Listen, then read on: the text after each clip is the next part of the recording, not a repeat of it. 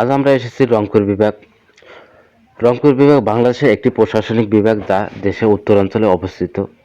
2010 সালে 25শে জানুয়ারি বাংলাদেশের সপ্তম বিভাগ হিসাবে এটি গঠিত হয়। পূর্বে রাজশাহী বিভাগ অন্তর্ভুক্ত ছিল। রংপুর বিভাগ মোট 8টি জেলা রয়েছে। এ জেলার সবচেয়ে বড় জেলা দিনাজপুর। দিনাজপুর জেলা প্রতিষ্ঠিত হয় 1793 সালে। এখানকার জনসংখ্যা প্রায় 33,15,000। রংপুর বিভাগের সবচেয়ে বড় এই জেলাটি শিল্প, সাহিত্য, সংস্কৃতি এবং ঐতিহ্য সমৃদ্ধ। এর নামকরণ নিয়ে নানান মত থাকলেও বেশিরভাগ বিশ্বাস দিনাজপুর নামের প্রাচীন রাজা এই অঞ্চলে শাসক ছিলেন। দিনাজপুর লিচু, চাল এবং গমের জন্য বিখ্যাত।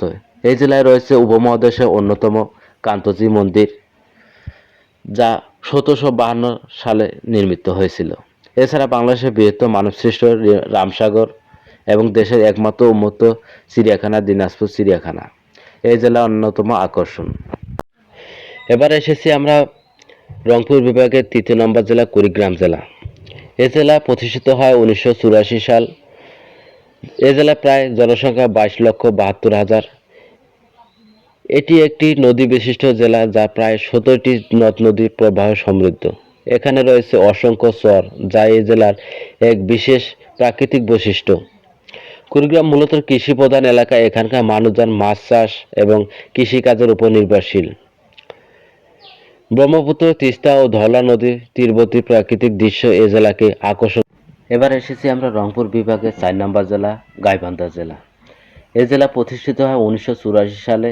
এখানকার জনসংখ্যা প্রায় 25,67,000। এ জেলা কৃষি প্রধান। এ জেলায় রয়েছে তিস্তা, ব্রহ্মপুত্র এবং যমুনা নদী রয়েছে। এখানে গোবিন্দগঞ্জ উপজেলায় ঐতিহাসিক বিরাট রাজার প্রাসাদ রয়েছে। গাইবান্ধার নামকরণটি এসেছে গাই এবং বান্দা শব্দ থেকে, যা অর্থ গরু বাঁধা। স্থানীয় কিংবদন্তি অনুসারে এখানে একসময় বিরাট রাজার বিরাট গোয়ালঘর ছিল। এই জেলাটি গোবিন্দগঞ্জের বিরাট রাজার প্রাসাদ এবং গোলাপ বাগান এর জন্য বিখ্যাত। এখানকার মানুষ প্রধান কৃষিকাজে নিয়োজিত। এবার এসেছি আমরা রংপুর বিভাগের শিল্পনগরী জেলা, সেটি হলো নীলফামারী জেলা। এ জেলা প্রতিষ্ঠিত 1984 সালে। এখানকার জনসংখ্যা প্রায় 19,06,000। এই জেলার নামকরণ হয়েছে নীল থেকে। ব্রিটিশ আমলে এখানে প্রচুর পরিমাণে নীল চাষ হতো। নীলফামারী ডোমার উপজেলায় এশিয়ার বৃহত্তম জলঢাকা নদীর উপর নির্মিত তিস্তা ব্যারেজ অবস্থিত।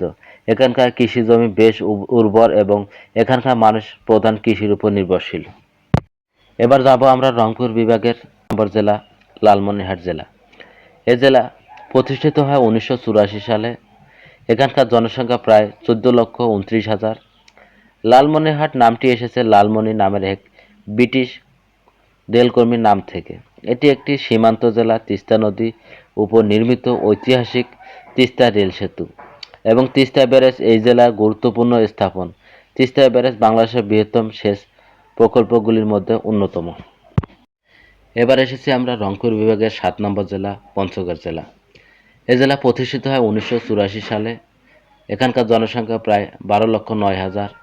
বাংলাদেশের সর্ব উত্তরের জেলা এটি, যা হিমালয় পাদদেশে অবস্থিত। এর নাম এসেছে পঞ্চগড় বা পাঁচগড় বা দুর্গ থেকে।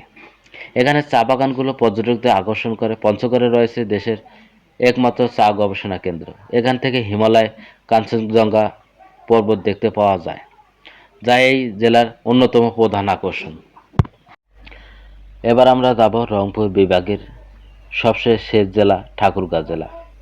এই জেলা প্রতিষ্ঠিত হয় 1984 সাল। এখানকার জনসংখ্যা প্রায় 15 লক্ষ।